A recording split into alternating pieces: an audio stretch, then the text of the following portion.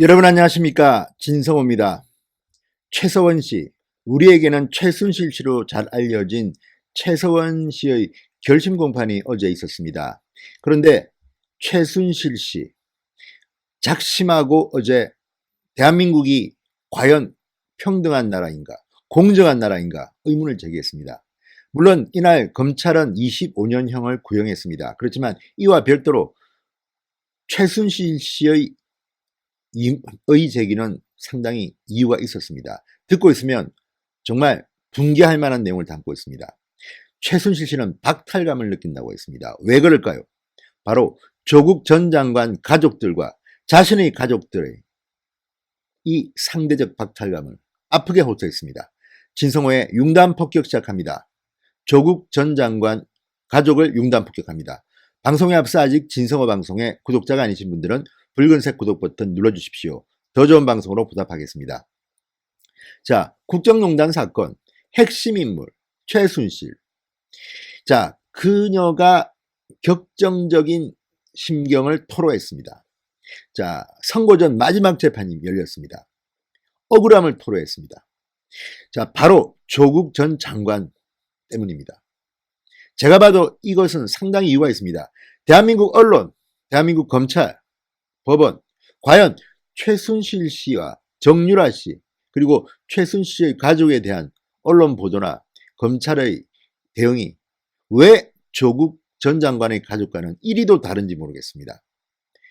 정유라 씨는 나이도 20대입니다. 그런데 얼굴이 공개됐고 수갑까지 채워졌습니다. 결국 아무런 사법 처리도 되지 않았습니다.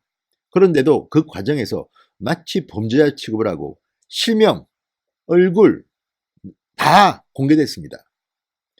심지어 최순실 씨는 독일에서 귀국할 때 언론 기자들 거의 아수라장, 신발도 벗겨지고 그렇게 잡혀갔습니다.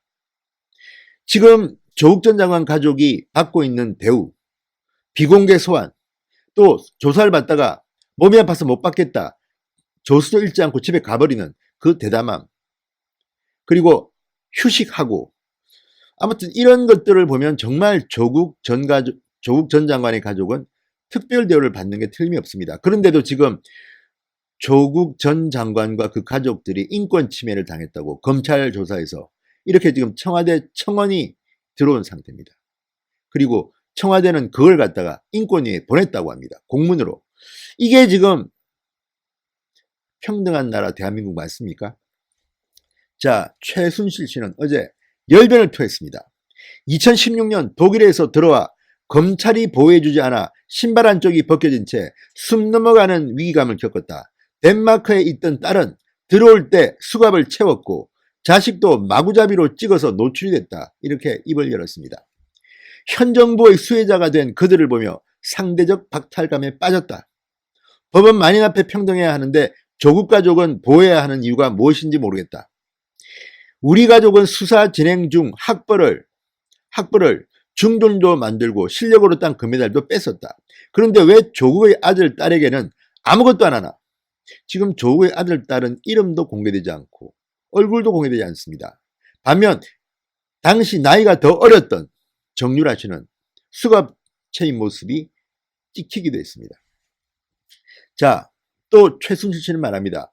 조국 아내 정경심 교수는 모자이크하면서 지금 어떤 언론은 조국 전 장관의 부인 정경심 교수를 얼굴 그대로 보도하기도 하고 또 모자이크 처리하기도 합니다. 이걸 말한 겁니다. 왜 조국 아내 정경심 교수는 모자이크를 하면서 우리 딸은 20살의 얼굴을 공개했냐, 이렇게 불만을 드러냈습니다. 자, 이런 말을 하는 최순실의 심정을 저는 충분히 이해할 것 같습니다. 지금 조국 전 장관 일가를 수사하니까 갑자기 검찰이 친절해졌습니다. 이제 피해자 등 수사를 받는 사람을 소환할 때 비공개로 합니다. 포토라인에 세우지도 않습니다. 또 시간이 되면 본인이 원하면 그냥 보내버립니다. 자, 윤석열 검찰총장은 이 최순실 사건 때 이 특검의 수사 책임자를 맡았던 사람입니다. 그때는 맞았고 지금은 틀린 겁니까? 왜 조국 전 장관만 이렇게 특별 대우를 해주는 겁니까? 최순실 씨의 그 울분을 저는 이해하고도 남을 것 같습니다. 왜 조국의 자녀들은 이렇게 보호하고 정유라는 그렇게 노출시켜버리고 마치 대한민국의 언론들은 분노의 대상이 되게끔 언론에 노출시켰을까요? 여기에 대해서는 언론들도 반성할 필요가 있고 검찰도 반성할 필요가 있습니다. 자, 최순실 씨는 이렇게 말했습니다. 저는 박근혜 전 대통령의 애국심을 존경하며 신념을 사랑한다. 남은 삶이 얼마인지 모르지만 손자에게 사랑 주고 어린 딸을 치유해 줄 수 있는 시간 주시기를 간곡히 부탁드린다. 이렇게 마지막 감성 어린 변론을 했습니다. 자, 이경재 변호사, 최순실 씨의 변호사인 이경재 변호사, 무죄 추정의 원칙, 억울한 사람을 만들지 말라는 기본 원칙에 따른다면 뇌물죄에 대해 무죄를 선고해야 한다. 이렇게 주장했습니다. 자, 지금 이런 것들을 보면 참 세월이 많이 변했죠. 적폐수사한다고 한창 할 때는 그렇게 이 반부패수사부, 그러니까 당시는 특수부라고 불렀습니다. 서울중앙지검의 특수부 검사를 그렇게 숫자를 늘렸던 문재인 정부가 지금은 직접수사 부서를 아예 폐지하고 있습니다. 이래도 되는 겁니까? 박근혜 이명박 정부에 대한 적폐수사를 할 때는 그렇게 검사를 늘리고 없던 죄도 만들어낼 것처럼 하더니 이제 조국 전 장관, 문재인 정권의 청와대를 수사하니까 아예 그 수사 부서를 없애버리고 이 검찰 인사들을 좌천시키고 유배시키고 또 검사 수를 줄이고 있습니다. 이게 정말 평등하고 공정한 대한민국 맞습니까? 자, 어제 공판에서 박영수 특검팀 검찰 2심과 마찬가지로 최 씨에게 징역 25년형, 벌금 300억 원, 추징금 70억 5천여만 원을 선고해달라고 재판부에 요청했습니다.